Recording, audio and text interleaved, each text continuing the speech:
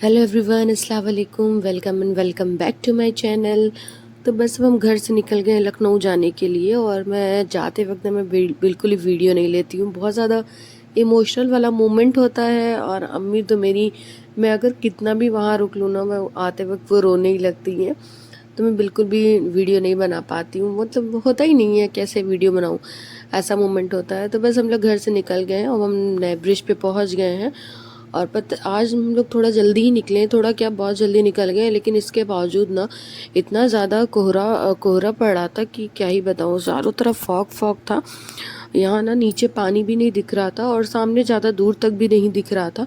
अभी इतना बहुत ज़्यादा टाइम नहीं हुआ है, लेकिन ठंड ना अच्छी खासी होने लगी है। ठंड तो इतनी नहीं हो रही है, लेकिन फॉग बहुत ज़्यादा हो रहा है। अब ठंड भी आ ही जाएगी धीरे धीरे।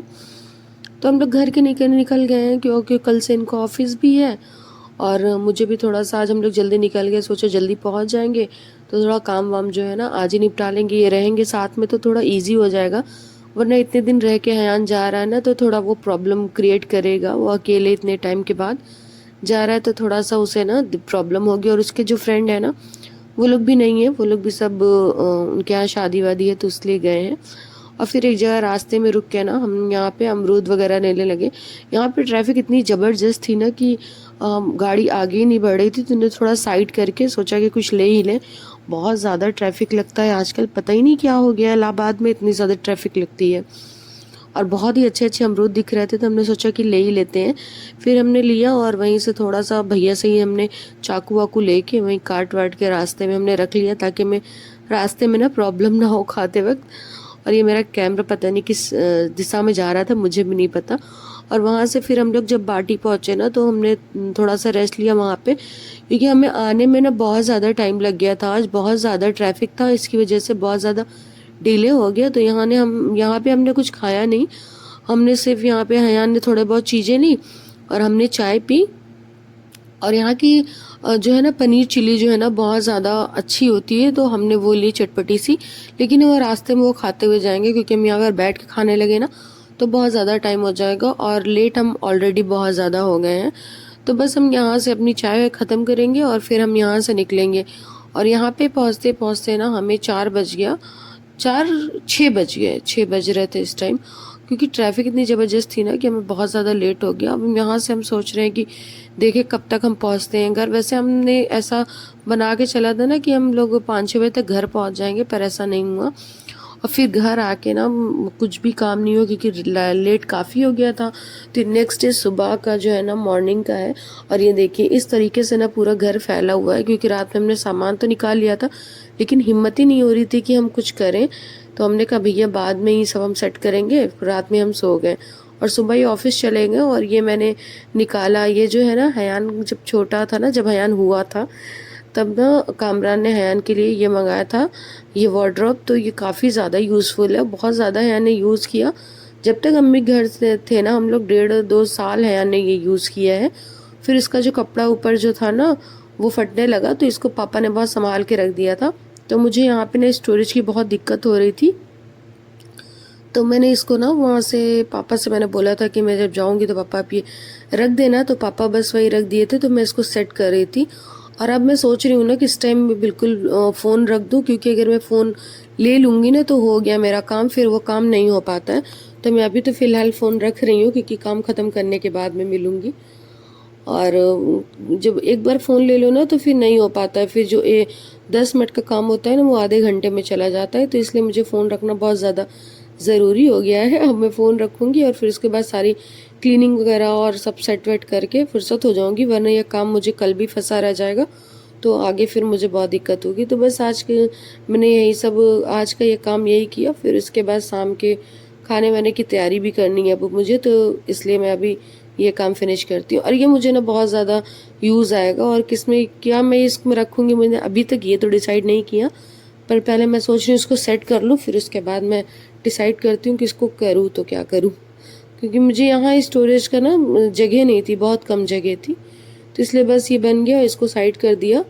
और उसके बाद हम चले गए खाने के, शाम के खाने के लिए।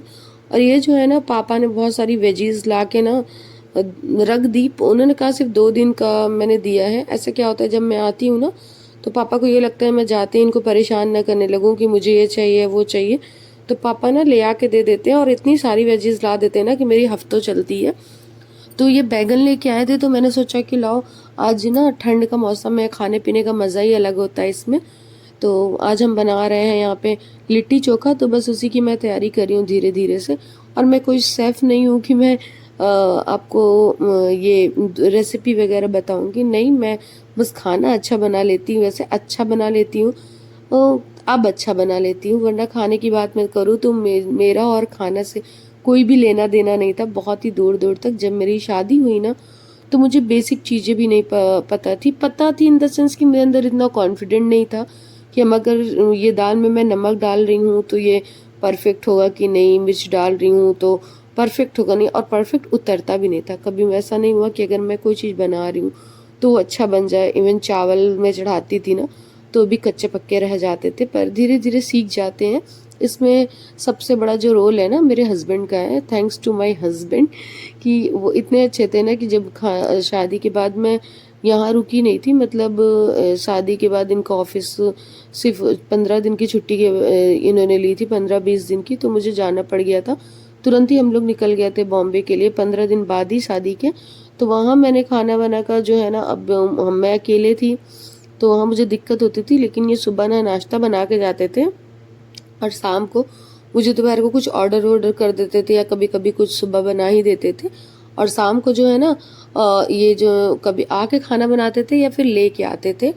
तो ये तो काफ़ी दिन तक चला। फिर जब मेरी दावत वावत भाभी के इधर हुई, मतलब मेरी भाभी लोग सब वहीं पे रहती, मेरी जिठानियाँ, तो उनको पता चला, तो रेशमा भाभी जो है ना, वो मुझे शाम को खाने पे बुलाती थी एंड मैं उनके साथ खड़ी होके सारी चीज़ें देखती थी वो कैसे कर रही हैं, क्या कर रही हैं। तो मैंने जो बेसिक चीज़ें होती हैं ना, मैंने सबसे पहले उनसे ही सीखी हर एक चीज़ें। और वो तो खाना अच्छा बनाती है, मतलब हमारे यहाँ खाना सभी लगभग अच्छा बनाते हैं। तो ये भी होता है ना कि अब अपने ससुराल में हो और आप खाना अच्छा नहीं बना रहे हो, बाकी सब, मतलब आप खाना बना ही नहीं रहे हो और बाकी सब इतनी परफेक्ट हैं खाने में, तो थोड़ा सा था मुझे। तो रेशमा अभी थी तो उनसे मैंने बहुत सारी चीज़ें सीखी, मतलब ऑलमोस्ट मैं कहूँ सारी चीज़ें मैंने उनसे सीखी। आप किसी ना किसी से तो सीखते ही हो ना, कभी अपनी मम्मा से, कभी अपने दादी दादा की रेसिपी, नानी नाना, या कोई आपका कोई बहुत क्लोज हो या आपके फ्रेंड हो, या फिर यूट्यूब है, तो कहीं ना कहीं से आप सीखते हो, या खुद की आप रेसिपी आपकी होती है। तो मैंने उनसे बहुत सारी बेसिक चीज़ें सीखी। फिर उसके बाद मैं धीरे धीरे बनाने लगी और मेरे अंदर इतना कॉन्फिडेंट आ गया कि मैं खुद से चीज़ें ना, मतलब एक दूसरे में ऐड करके कुछ ऐसा करके मैं बनाती थी। तो और अब अल्हम्दुलिल्लाह मैं खाना काफ़ी अच्छा बनाने लगी हूँ। मेरे घर से जब कोई आता है ना, तो किसी को यकीन ही नहीं होता है कि भाई मैं खाना बना रही हूँ, पर यस, मैं बना लेती हूँ खाना। जब भी कोई आता है ना, तो सबसे पहले मेरे घर से तो ये पूछता है कि अभी जो नहीं आया है, वो पूछता है कि भाई अब तुम खाना बना लेती हो, या जो आएगा उससे पूछेगा रुखसारी खाना बनाती है। तो यस, मैं खाना बना लेती हूँ और अल्हम्दुलिल्लाह काफ़ी अच्छा बनाती हूँ।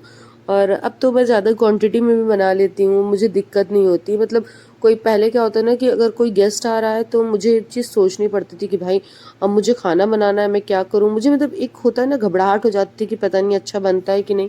लेकिन अभी क्या होता है ना, ऐसा बिल्कुल भी नहीं होता। मैं नॉर्मल एकदम, ठीक है कोई आ रहा है तो ठीक है, फटाफट से बन जाता है। और अब मैं कहूँ ना, जिस तरह से मुझे फ़ील होता था शादी के पहले कि मुझे खाना बनाना ना सबसे बड़ा टास्क रहता था, और मैं बहुत, मतलब इंटरेस्ट भी नहीं थी मुझे खाना वाना में, इतना नहीं था इंटरेस्ट। मैं कुछ भी बस अपनी लाइफ में बिजी थी, पढ़ाई लिखाई, स्कूल कॉलेज एंड बस यही सब था, फ्रेंड लोग। और मम्मी पापा, सबसे बड़ी क्या आना था कि मम्मी ने कभी इतना फोर्स नहीं किया किसी चीज़ के लिए, मम्मी पापा ने भी। तो मतलब हुआ नहीं, अगर वो बोलते मुझे करने के लिए तो शायद ऐसा होता कि मैं बना दी, और जो बनाते हैं, लेकिन मुझे इंटरेस्ट भी नहीं था तो मैंने इतना कभी ध्यान भी नहीं दिया। लेकिन जब मैं बनाने लगी हूँ ना, तो मुझे सबसे ज़्यादा इजी होता है ना, वो खाना बनाना होता है। बहुत ज़्यादा मुझे इजी लगने लगा, अल्हम्दुलिल्लाह अल्हम्दुलिल्लाह, नज़र न लगे। और कभी कभी लेकिन होता है, जब मेरा मन नहीं होता है खाना बनाने का ना, तो बाप रे, ऐसा खाना बन जाता है कि हलक से नीचे नहीं उतरता। लेकिन ऐसा कभी कभी होता है, महीने 2 महीने में एक आध दिन ऐसा होता है। और कभी अगर मैं ब्रेक नहीं लिया तो, वैसे तो मैं ब्रेक ले ही लेती हूँ, ऐसा बिल्कुल नहीं होता है। अल्हम्दुलिल्लाह मेरे जो हस्बैंड है ना, जब जिस दिन भी छुट्टी रहती है उस दिन हमारे घर में खाना नहीं बनता, हम बाहर ही खाते हैं। लेकिन अभी मैं ना थोड़ा-सा घर में खाना बनाना ज़्यादा बनाने लगी हूँ, क्योंकि मुझे लगता है ना कि मेरा वेट बहुत ज़्यादा बढ़ रहा है और ये बाहर के खानों से बढ़ रहा है, तो मैं थोड़ा-सा मैंने कंट्रोल किया है, लेकिन मैं घर पे वो सारी चीज़ें बनाती हूँ जो मैं बाहर भी खाती थी।